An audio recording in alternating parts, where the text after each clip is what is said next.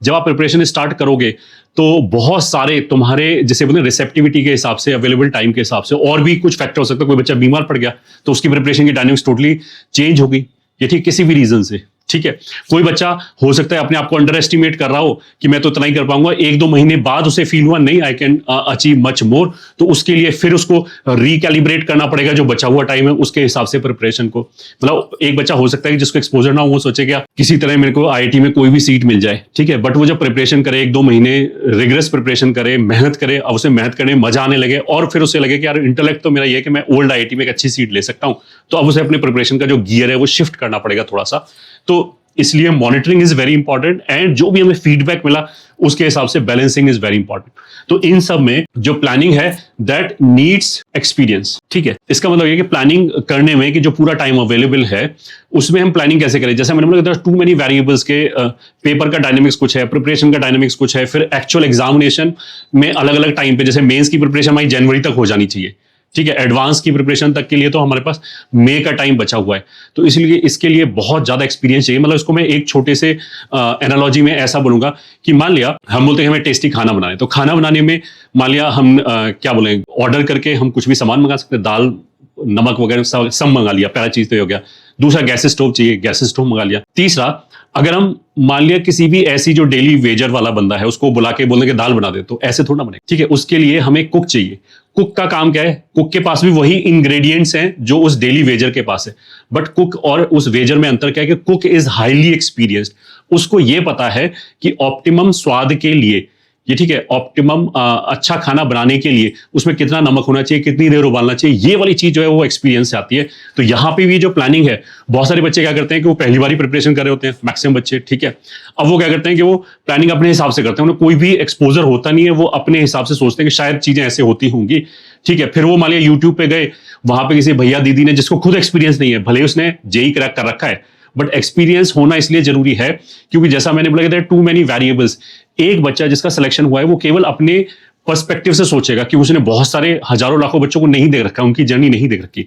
जो टीचर है जो 2-3 डिकेड से पढ़ा रहे हैं उन्होंने डिफरेंट आईआईटीज को भी देख रखा है, आईआईटी के एग्जाम को भी देख रखा है कि 12 में कैसे पेपर आया, 13 में कैसे आया।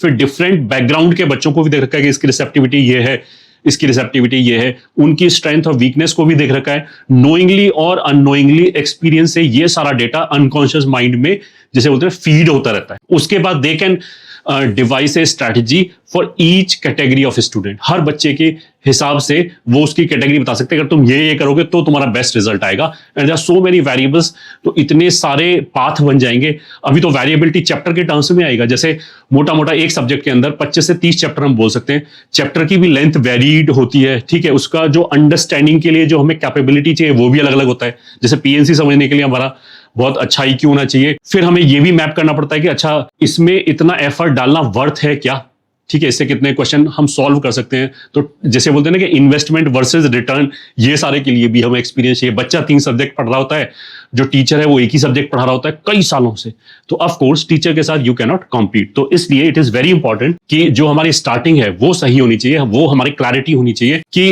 किसी एक्सपीरियंस्ड हाथों में हमें ये पता हो कि वो हमें डिवाइस करके देने। मेरी अपनी एनर्जी केवल अपनी नॉलेज इंक्रीमेंट में लगनी चाहिए, ना कि प्लानिंग करने में, रिसोर्स हंटिंग में। फिर बार बार हम ये बोलें कि अब ये चीज काम नहीं कर रही तो एक्सपेरिमेंट करने में चलो ये करके देख लेते हैं। क्योंकि अगर तुम यूट्यूब पे जाओगे वहां 4 लोग 4 डिफरेंट टाइप की चीजें बोलेंगे। एक भैया ने ये बोला, दूसरी दीदी ने ये बोला, कि एक ने बोला नोट्स बनाओ, दूसरे ने नोट्स मत बनाओ, तीसरा बोलता है केवल शॉर्ट नोट्स बनाओ। तो यू विल बी कंफ्यूज कि किससे फायदा होगा, ठीक है। कहने के लिए वो तीनों ही सिलेक्टेड हैं, तो हो सकता है कि हम 3 बार एक्सपेरिमेंट करें, बट यहां पे वो लग्जरी नहीं है कि अगर आप एक्सपेरिमेंट करोगे आपका सिलेक्शन खतरे में आएगा, अदरवाइज रैंक तो डेफिनेटली कॉम्प्रोमाइज होगी। तो it is very very very important to follow a system जहां पे each and everything has been laid down. पूरा इकोसिस्टम है जहां पे बस आपका काम क्या है कि जो जो भी आपको इंस्ट्रक्शन दिया जाए आप उनको फॉलो करने की कोशिश करो, जितने ज्यादा कर सकते हैं। फिर जैसे जैसे आप आगे प्रोग्रेस करोगे, जो आपका रिजल्ट का जो फीडबैक आएगा उसके हिसाब से हम अपने पाथ को लगातार रीएडजस्ट, रिकैलिब्रेट करते रहे, ताकि हम अपने मेन पाथ से डेविएट ना हो और अपनी पोटेंशियल के हिसाब से बेस्ट पॉसिबल रैंक लेके आए। तो ऐसे ही बच्चों के लिए team competition is introducing our new batch, that is SIP, that is school integrated Prakhar. Prakhar हमारे 12th क्लास का बैच होता है। तो स्कूल इंटीग्रेटेड का मतलब क्या है कि ये एक्सक्लूसिवली उन बच्चों के लिए है जिनके पास टाइम की अवेलेबिलिटी कम है, मतलब जिनको स्कूल में जाना ही जाना है, ठीक है, अगर मेरे से आइडियल सिचुएशन पूछो, एक बच्चा बोले कि मैं स्कूल ना जाऊं तो भी काम चल सकता है, तो डेफिनेटली आई विल से कि मत जाओ, क्योंकि your entire time should be devoted to IIT JEE, क्योंकि उसमें जो रैंक आएगी उससे आपका आईआईटी डिसाइड होगा, उससे आपका आईआईटी डिसाइड होने का मतलब क्या कि टैग वैल्यू डिसाइड होगी, उससे आपकी ब्रांच डिसाइड होगी, जिसके ऊपर आपका प्रोफेशनल कैरियर जो 30-40 साल का है वो उसके ऊपर निर्भर करेगा। तो this is worth giving a shot कि हम पूरा टाइम आईआईटी जेईई के अंदर ही इन्वेस्ट करें ताकि हमारा बेस्ट पॉसिबल आउटकम आए। बट किसी भी रीजन से if that is not possible और हमें पूरे 6 दिन स्कूल जाना ही पड़ रहा है, तो फिर अब जो हमारे मतलब अब ये चीजें वैरी हो गई, अब मेरे हाथ में जो भी टाइम अवेलेबल है और रिसोर्सेज अवेलेबल हैं उसके हिसाब से हम बेस्ट क्या कर सकते हैं, इसके लिए ये बैच है। इसके बारे में डिटेल से बात करेंगे और भी बहुत सारी चीजों के बारे में बात करेंगे। तो even if you are not going for this batch, तो भी आगे की जो हम जिसे बोलते हैं पॉइंट्स टू पॉन्डर बोलेंगे, वो आपके लिए भी एक बहुत हेल्पफुल हो सकती है, whatever system you are following. Okay, तो इस बैच का नाम है SIP, that is school integrated Prakhar. Target student जो बच्चा 12th में पढ़ रहा है, जेईई 27 में देगा, एंड 6 डेज जिसको स्कूल जाना पड़ता है, ऐसे बच्चों के लिए ये आइडियल बैच है। ठीक है, स्टार्टिंग डेट इज 6 अप्रैल 2026, ये ठीक इसी 6 अप्रैल से 2026 से स्टार्ट हो रहा है। Fees is 28,900। इस बैच का एक्सेस रहेगा टिल 30th जून 2027, मतलब 2027 में जब आप आईआईटी दोगे उसके बाद जो एडवांस का एग्जामिनेशन खत्म हो जाएगा उसके बाद तक इसका एक्सेस रहेगा। इसमें जो फैकल्टी होंगे वो NS सर ऑर्गेनिक केमिस्ट्री पढ़ाएंगे, ALK sir physical and inorganic, ABJ sir physics, and my self will be teaching mathematics. आगे चलते हैं। अगर किसी भी तरह की इंक्वायरी है तो you can talk to these number tetra021 या 7410900901 906 या 907, इनमें से किसी भी नंबर पे आप कॉल कर सकते हैं। इनरोल करने के लिए जो लिंक है वो डिस्क्रिप्शन में दे रखा है। वैसे हमारी कॉम्पिटिशन नाम से जो ऐप है गूगल प्ले स्टोर पे, वहां से भी जाके आप इनरोल कर सकते हैं SIP बैच में, या फिर अगर वेब से करना है तो i.competition.com से जाके भी आप SIP बैच ढूंढ सकते हैं। अदरवाइज लिंक फॉलो करो, दैट वुड बी गुड।